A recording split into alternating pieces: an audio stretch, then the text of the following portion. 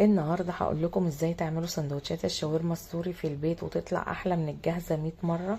وهنعمل كمان مع بعض التوميه ومخلل الخيار السريع، وبتمن واحد او اتنين من السندوتشات دي هنعمل اكتر من 10 سندوتشات الشاورما. زي ما انتوا شايفين شكلها في منتهى الجمال، والطعم بتاعها خطير واحلى من المطاعم. ولو اول مره بتشوفيني، انا مطبخ يسرى، اعملي اشتراك واعملي لايك وفعلي الجرس عشان يوصلك مني كل جديد، واعملي شير كمان. يلا بينا نشوف. اول حاجه هنا معلقتين كبار من الزبادي، معلقه خل كبيره، ومعلقه زيت كبيره، ومعلقه صلصه كده كبيره اللي هي الجاهزه، ومعلقه كبيره من الصويا صوص. وهنا الصويا صوص بيعمل ليها لون جميل كده وطعم في منتهى الجمال، والريحه بتاعتها بتبقى حلوه. هنا بقى البهارات، هنضيف معانا ملح، فلفل اسود، بهارات فراخ، 7 بهارات، توم باودر، بصل باودر، بابريكا مدخنه، رشه كده من القرفه، ورشه من السماق، ورشه من الكركم، ورشه من الكاري، وفصين توم كده مفرومين ضفناهم. ونقلب كل المكونات دي كده مع بعض كويس جدا.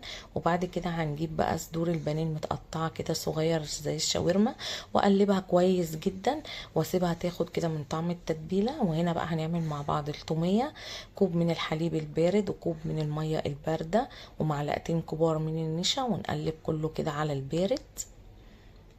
وبعد كده اخدها بقى على النار بالتقليب كده المستمر على طول، علشان ما تعملش معانا اي تكتلات، وتغلي بقى كويس جدا. وده هيبقى كده شكلها والقوام بتاعها كده بقت جاهزه معانا.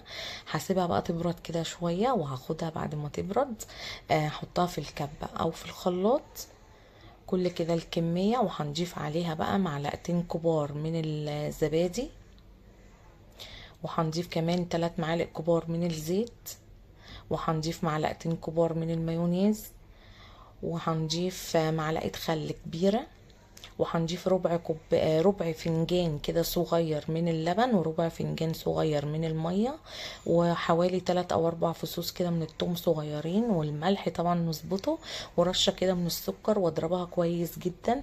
وبكده هتبقى معانا احلى تومية، هتبقى جاهزة كده معانا زي ما انتوا شايفين كده شكلها. وده القوام كده بتاعها. وهي تومية كل ما بتسيبيها كده شوية بتلاقيها بتتقل معاكي.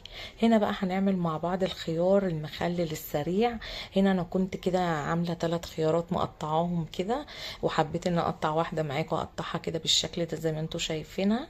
وبعد كده هنضيف عليها ملح وكزبره جافه وشطه وكمون.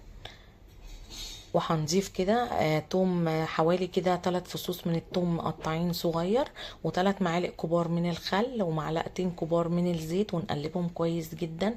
وهبقى محضره ميه مغليه واحطها كده على الخيار. اهم حاجه تغطي الخيار دوت كده بالميه المغليه، واهم حاجه الميه تبقى مغليه كويس جدا. وغطيه بقى واركنه لحد ما نكمل بقيه الوصفه.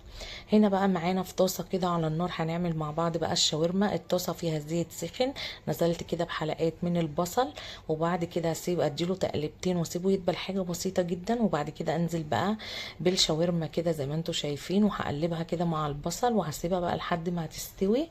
وهيبقى ده كده شكلها معانا بقت جاهزه خلاص. هنا بقى هنبتدي كده نعمل مع بعض السندوتشات. هنا بقى معايا كده العيش السوري، وتانيته تانية كده من فوق زي ما انتم شايفين. وهبتدي كده افرد عليها التوميه، وبعد كده هنحط مع بعض الشاورما.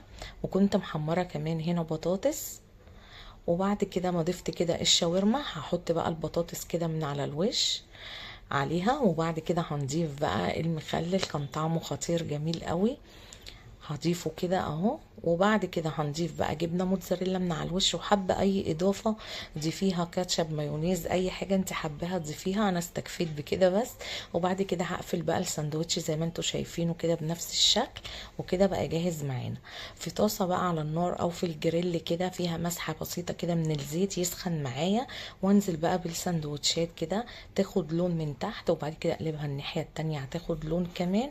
وكده الساندوتشات هتبقى جاهزه معاكي مفيش اسرع من كده، والطعم بتاعها خطير. بصوا بقى الجمال الساندوتش عامل ازاي. هكمل بقى كله كده بنفس الطريقة. وهنا بقى بقت معانا كده الساندوتشات خلاص بقت جاهزة زي ما انتوا شايفين شكلها. وقلبنا البيت النهاردة مطعم، جميلة جدا. بصوا بقى الحشوة كده من جوه، الفراخ مع البطاطس ومخلل الخيار في منتهى الجمال كده من جوه الساندوتش. وكمان هنعمله بقى بطريقة تانية، نقطعه كده زي المطاعم لقطع كده زي ما انتوا شايفينه اهو. برضو بيبقى شكله برضو حلو اهو، اللي حابب ياكله كده او كده. والولاد كلهم طبعا بيحبوا السندوتشات دي والاكلات السريعه، فانت بقى اعمليها في البيت هتطلع معاكي احلى من المطاعم.